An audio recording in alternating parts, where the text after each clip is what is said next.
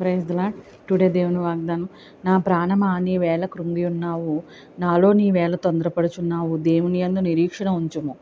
ఆయన రక్షణకర్త నా దేవుడు, ఇంకనూ నేను ఆయనను స్తుతించెదను. కీర్తనలు 43:15 ఉంది వాగ్దానం టుడే. ఆయన నా ప్రాణమా నీవేళ కృంగి ఉన్నావు, నాలో నీవేళ తొందరపడుచున్నావు.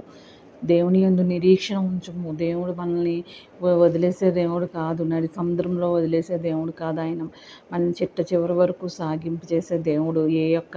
ఈ మధ్యలో ఏవైనా అలలు చేత కొట్టబడినప్పటికీ, అలల చేత కొట్టబడిన దానా నేను నీకు సహాయం చేస్తానని కూడా దేవుని వాగ్దానంలో ఉంది. కాబట్టి మనము దేవుని యందు నిరీక్షణ ఉంచుచు, ఆయన నా రక్షణకర్త, నా దేవుడని నేను ఆయన్ని స్తుతించుతున్నాను అనాలి. కానీ మనము నిరాశ చెందిపోయి స్తుతించడం మానేసి భయాందోళన చెందిపోతే ఏమాత్రము కూడా దేవుడు ఏంటంటే మనల్ని విడిచిపెట్టు దేవుడు కాదు. కాబట్టి ఏమాత్రం మనం అలా చేయకూడదనమాట.